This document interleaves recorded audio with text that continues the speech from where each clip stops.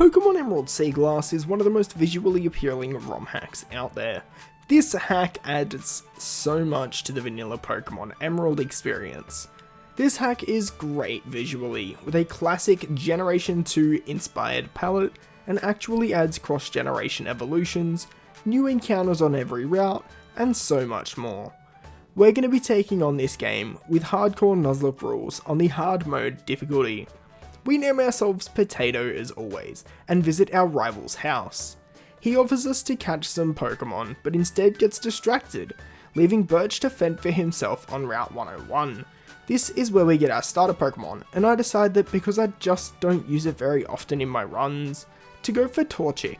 It actually gets a buffed speed boost when fully evolved, as well as a surprisingly diverse move pool. We then race up Route 103 and beat up the rival before heading back to Little Root to get our Pokedex and some balls to start catching Pokemon. I don't get anything on Route 101 as our starter is technically our Route 101 encounter. We can get some extra Pokemon in some areas in this game though, so it's not a big loss at all. After beating down our rival in Ethan, we actually get ourselves some new guys in Wurmple and Hoppip. Wurmple evolves into Beautifly, which is great for the early game. When we reach Petalburg City, we meet up with our dad for the first time in 23 years, and he makes us take Wally out to Route 102 to catch his own Pokemon. Route 104 gives us Marill, which is a good Pokemon by the time we get to Brawly soon enough, as it's a fairy type in this game.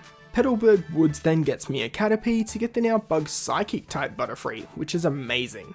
And a new addition in Rustboro City is what's known as the Wishing Well, which gives you a random encounter if you throw a wishing piece into it, similar to how the max raids would work in Sword and Shield, and I get my own Meditite from there, a split earlier than I could have in Granite Cave, which is amazing for later, as it actually gets, as I said, about Torchic, a buffed speed boost in this game, where it actually buffs kick moves as well by 30%. Route 116 then gives me a modest 31 special attack, 31 speed, synchronize, modest Abra! Rust Earth Tunnel then also throws a bone my way, with Swinub joining the ranks, a super handy thick fat guy for so many things. Now though, it's time to worry about the first gym leader in Roxanne. I start off with my Compound Eyes Butterfree to hit a guaranteed sleep powder on the Anorith, and Roxanne tries to stall the inevitable with potions, but she gets knocked out of the park with confusion. The second mon is Lileep, so I then continue with my confusions before accidentally clicking it again instead of switching. This meant I risked a crit, but thankfully we made it out as I can then go to my Swinub and clap it with a Powder Snow. Finally, this just leaves the Nose Pass in the back where I can go with Mud Slap enough times to the point where it simply cannot hit me anymore. I can then go over to my balls, Bubble Beam it, and then get the Stone Badge from Roxanne. From here, we get Pico back for Mr. Briny in the Rust Earth Tunnel once more. We spring across to Little Root Town to cut the tree here, and actually get ourselves a Drowsy, which will be super handy before long. And with that, we go across the seas down to the southern island, and there's actually newly added encounters down here. With the Old Rod, we get ourselves Magikarp. Doofy gets us Wooper, 107 brings us Slowpoke, and I get a Sentret from the newly added Sand encounters on Route 106. Granite Cave also gives me Muckaweeder. After dropping the letter into Steven in the Granite Cave, we're able to finally take on Brawly. He leads off with his Muckaweeder, and I'm able to head in with Butterfree and Psybeam to knock it out. Second though is a newly added Heracross. This guy is scary as I have no idea what moves it might have.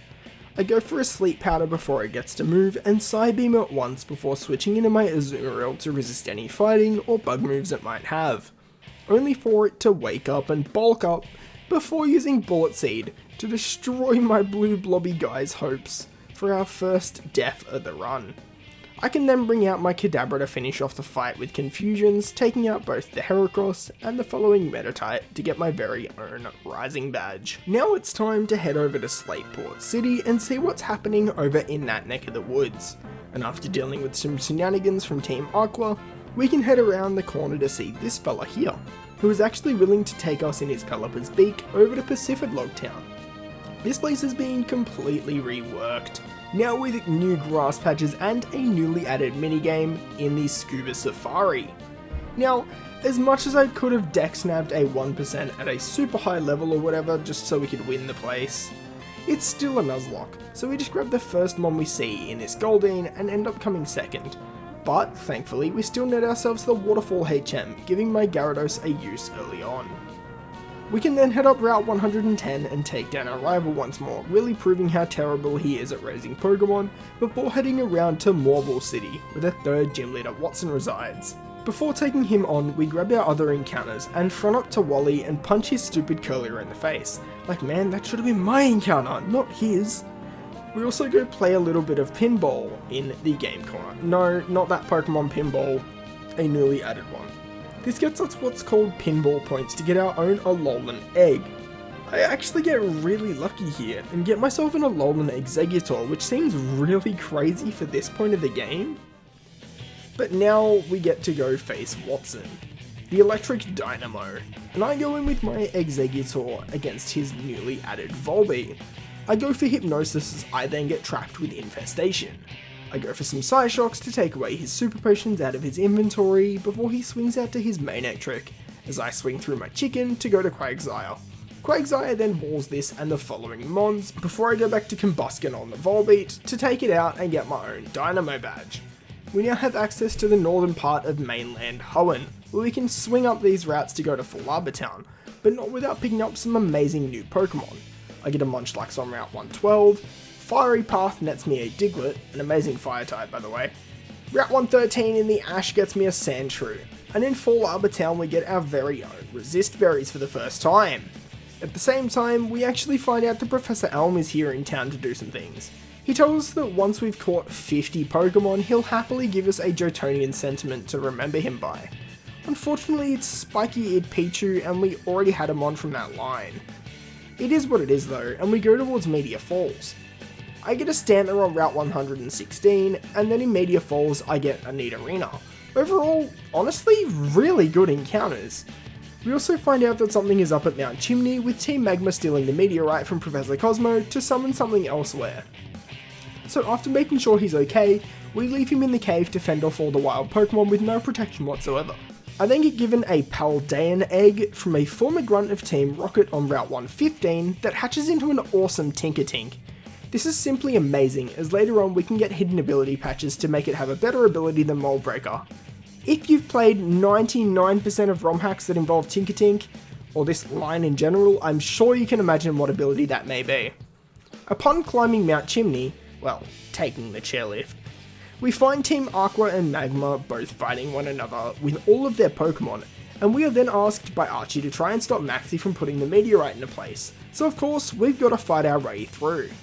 Unfortunately for Maxie and co, it's a bitter disappointment, as we then batter him and the others from pillar to post whilst accidentally overleveling Gyarados in the process.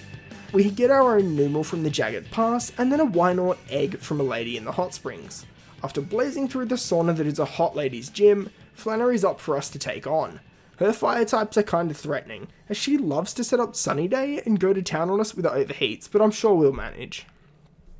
I lead Graveler against her Slugma, and go for a Rock Polish so my rock can actually move.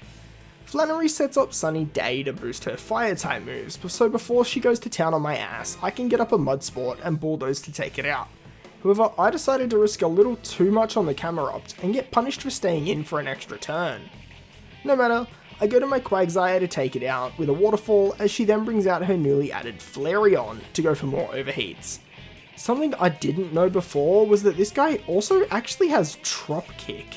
So luckily we managed to live to 4 times super effective physical move from Flareon, and just go out to Exeggutor as I go for a Psyshock to do good damage, but get thrashed to within an inch of my life by an incoming overheat. I then decide to go to Hariyama, as Thick Fat should keep up somewhat in regards to damage, and another Sun gets set up. I then hit my Fake Out on her before she swings through to her physically bulky Torkoal to take the Force Palm.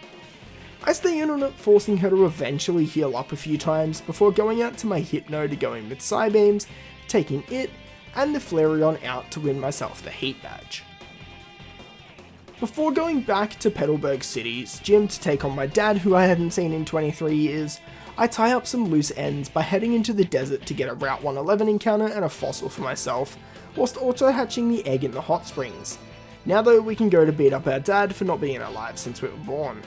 He leads a contrary Spinder as I lead Gyarados, accidentally giving it an automatic +1 attack off rip. I eventually take it out with Waterfalls, albeit with some confusion in the way. I then use my knowledge from the full series Nuzlocke to be able to make my way through the Slaking, with Truant getting in the way of it being able to do anything alongside me detecting every non-Truant turn. He then brings out a surprising new normal type in Politoed. It doesn't stand a chance against my Medicham though, as I just booted into the Stratosphere, and the final Vigoroth also follows it out. This forces our dad to give us the respect we haven't had from him for years, and we can then head over to the eastern side of Hoenn after Wally's dad gives us the HM for Surf. We also help out Wattson with a new problem in New Morville, getting ourselves a ball and the Thunderbolt TM for helping him out. I teach it to my Raichu as its level up set is pretty ordinary at this point in time. Unfortunately, my Route 118 encounter is just a Zigzagoon, but it's not all bad, as 119 gives me Tropius, and it's also on this route where Team Aqua are pulling some shenanigans in the Weather Institute. Between Raichu and Tinkertuff, I can tear through everything in here with no issue, including the following rival fight, letting me head to a revamped Fortree City that has new water encounters in Chinchou, a Route 120 encounter where I get a Mightyena. What is it with the Route 1 encounters in the mid-game? Either way, Steven shows me the Devon Scope, and we can use it to scare away the Kecleon in front of the 6th gym, led by Winona and her flying types. Speaking of which, let's fight her. She leads Fearow against my Raichu, but switches out in the first turn to her Tropius to take much less damage from the Thunderbolt, whilst I also paralyze and go across to Tentacruel, who can whittle it down with acid sprays. I then have faith that we live whatever Fearow throws our way, and I'm actually right as we dodge the critical drill run before getting chip on it as we go through Sandslash, forcing her to get to heal range as we can then go to Raichu for a free switch so we can Thunderbolt the Woodpecker thing out of here. Skarmory and Pelipper both unfortunately suffer the same fate that Fearow did, but I also know from vanilla games that this Altaria that comes in has a very high chance of having Earthquake, so I go over to my Piloswine to go for Ice moves to slowly take it down and get our 6th gym badge of the run in a very clean fight. The bulk of the real story happens now too, with Team Aqua moving to Mount Pyre to get the blue orb for themselves, and we pick up a Shuppet in Mount Pyre ourselves, and charge up to the top, where Archie actually beat us to the punch, claiming the orb for himself, as the guardians of it gift us something that was left behind, known as the Magma Emblem, giving us access to the Magma Hideout. There's a new encounter in here too, as we actually get ourselves a new fire type at last with Houndoom joining us. Like Vanilla Emerald, most of the trainers in here are fairly harmless until we get to Maxie. His lead Gliscor goes down to a few Ice Fangs. He then brings out Ursaring, and goes for Grav Apple on me to drop my defense on the switch in to Tinkaton, when I hadn't actually realized.